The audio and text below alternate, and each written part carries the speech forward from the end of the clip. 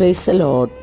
ఈరోజు వాక్యాంశము మత్తయి సువార్త 1వ అధ్యాయం 23వ వచనం.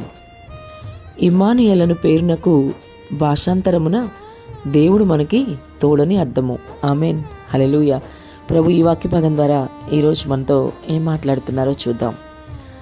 ఇమ్మానుయేలు ఈ పేరుకు అర్థం ఏంటనగా దేవుడు నీకు తోడని, ఎవ్వరు విడిచినా ఆయన నిన్ను విడవడని, నీ పరిస్థితులు ఎలా ఉన్నా నీతోనే ఆయన ఉంటాడని, నీ స్థితిగతులతో పని లేకుండా తన హస్తం నీకు తోడుగా ఉంచుతాడని చాలా చక్కగా ఎంతో వివరంగా ఇమ్మానుయేలు అనే పదం చాలా సంతోషంగా, ఎందుకంటే వింటున్న సహోదరి సహోదరుడా, ఇలా ఒక వ్యక్తి నీకు తోడుగా ఉంటాను అని చెప్పడం అనేది చాలా సంతోషాన్ని ఇస్తుంది కదా. అయితే ఈ లోకంలో చాలామంది ఇప్పటి వరకు నీకు చెప్పు ఉండొచ్చు కదా, తోడుగా ఉంటాను విడిచిపెట్టను అని మాట్లాడి ఉండొచ్చు.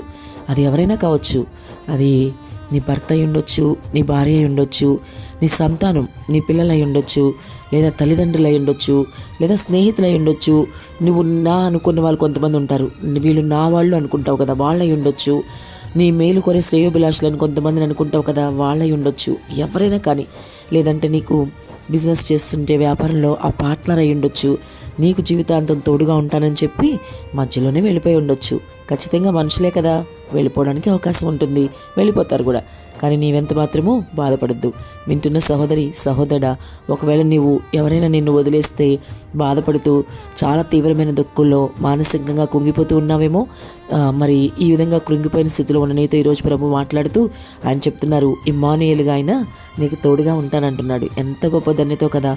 ఆయన ఇమ్మానుయేలుగా తోడుగా ఉంటే ఇంకెవరి తోడు నీకు అక్కర్లేదు. విడిచి వెళ్ళిపోయిన వాళ్ళ గురించి ఎందుకు బాధపడతావు? ప్రభు నీకు ఎల్లవెళ్ళా తోడుగుంటేవాడు కదా. వెళ్ళిపోయిన వాళ్ళు నీకు మహా అయితే కొద్దిగా సాయం చేయగలరు, కానీ ప్రభు అయితే నీకు 100% సాయం చేయగలరు. అంతేకాదు సుమా, ప్రభు మాట అంటే మాటే. మనుషుల వల్ల నీకు మాటిచ్చి నెరవేర్చకుండా తప్పిపోయేవాడు కాదు. ఆయన దేవుడు, మనుషుడు కాదు కదా మాట తప్పడానికి. కాబట్టి నమ్మదగిన దేవుడు నువ్వు కలిగి ఉన్నావు. ఎంత మాత్రం భయపడకు, ఏ విషయంలోనూ బాధపడకు. ఎవరైనా వెళ్ళిపోయి ఉంటే వెళ్ళిపోదురుగాక, వాళ్ళ గురించి నువ్వేమీ కూడా బాధపడకు. ఇప్పటి వరకు కృంగిపోయింది చాలు. ప్రభు ఇప్పుడు నీతో మాట్లాడుతున్నారు కదా, జీవితకాలం నీకు తోడుగా ఉంటాడు. ఇమ్మానుయేలు కాబట్టి ఆయన. అంతేనా, మరణం తర్వాత నిన్ను ఆయన రాజ్యానికి చేర్చుకుంటాడు. నీ ఆత్మను నిత్య నరకం నుంచి తప్పించి నిత్య జీవానికి వారసులుగా చేస్తాడు. ఎంత గొప్ప దేవుడిని నీవు కలిగి ఉన్నావు కదా, ఎందుకు ఇంకా మరి బాధపడతావు? మరి ఇప్పుడే నీ బాధ కన్నీరంతా తుడిచి మరలా నువ్వు చురుకుగా నీ పని చేసుకో. ప్రభు ఎప్పుడు నీతోనే ఉంటాడు. ఆయన అదృశ్యుడిగా నీతోనే ఉన్నాడు. నీవు నిన్ను విడిచి వెళ్ళిపోయిన వాళ్ళందరూ మనిషి రూపంలో ఉన్నారు కాబట్టి, కళ్ళకు కనపడుతున్నారు కాబట్టి లేరని బాధపడుతున్నావు. కానీ ప్రభు అయితే నీ కంటికి కనిపించిపోయిన అదృశ్యుడిగా నీతోనే ఉన్నాడు. నీతో ఎల్లవేళలా ఉంటాడు. నువ్వు ఇది నమ్మితే దేవుడు ఎల్లవేళ నీకు తోడుకుంటాడు. నీ ప్రతి పనిలో విజయం కూడా నీకు ఇస్తాడు.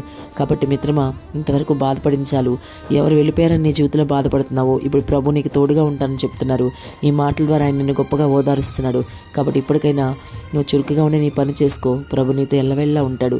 ఒక ధైర్యము, భరోసా కలిగి నీ ఆత్మ జీవితంలో ముందుకు వెళ్ళు. ప్రతి పనిలో విజయం పొందుకో. ఆమెన్.